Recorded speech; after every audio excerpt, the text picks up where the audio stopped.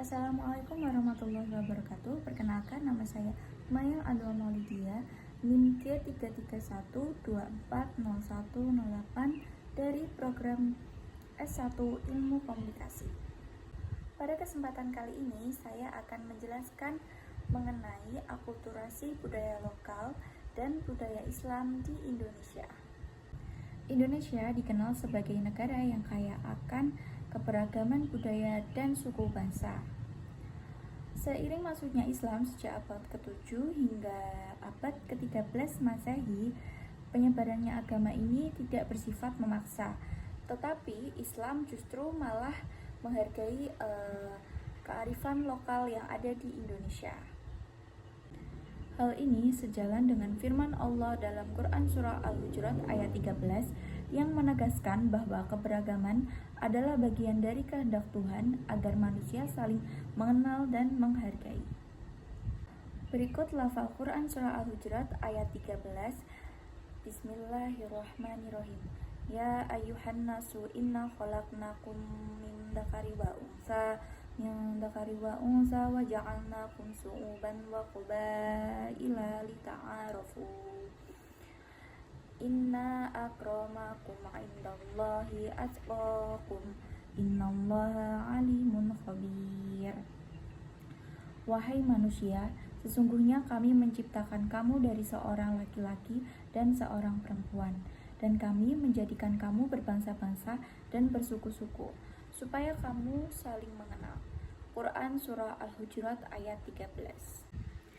Ayat tersebut menjelaskan pentingnya pengakuan terhadap keberagaman sebagai bagian dari kehendak Tuhan, dan bahwa keberagaman budaya bukanlah hal yang harus dihapus, melainkan dirangkul dalam kerangka ajaran Islam. Pengertian akulturasi sendiri adalah perpaduan dua budaya yang saling mempengaruhi tanpa menghilangkan budaya aslinya. Dalam konteks agama, akulturasi menciptakan budaya baru yang unik dan khas, namun tidak menghilangkan nilai-nilai keaslian dari Islam. Kemudian ada beberapa faktor yang menyebabkan terjadinya akulturasi.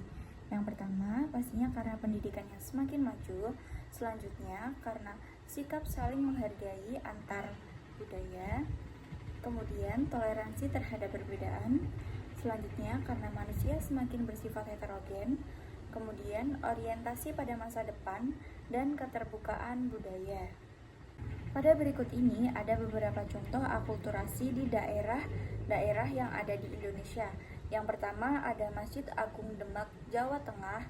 Itu arsitekturnya bergaya Hindu Jawa tanpa kubah. Kemudian kedua ada upacara sekaten di Yogyakarta, tradisinya Maulid Nabi yang dibalut budaya Jawa. Kemudian yang ketiga ada tradisi Tabot dari daerah Bengkulu. Peringatannya itu setiap Asyura yang dikombinasikan dengan seni lokal. Kemudian keempat ada wayang kulit Islam, itu dijadikan media dakwah Wali Songo yang memuat nilai-nilai Islam dalam cerita pewayangan. Akulturasi sendiri pastinya memiliki dampak positif dan dampak negatifnya.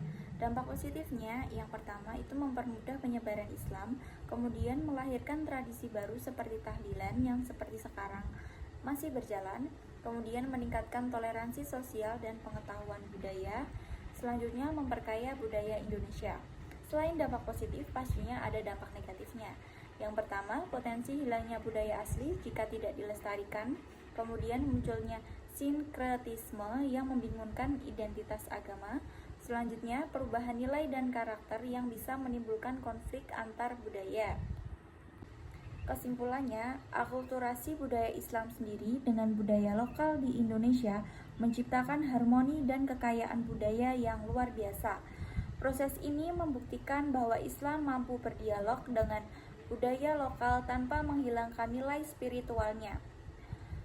Akulturasi bukanlah ancaman atau bahkan melainkan jembatan menuju integrasi sosial dan penguat identitas nasional.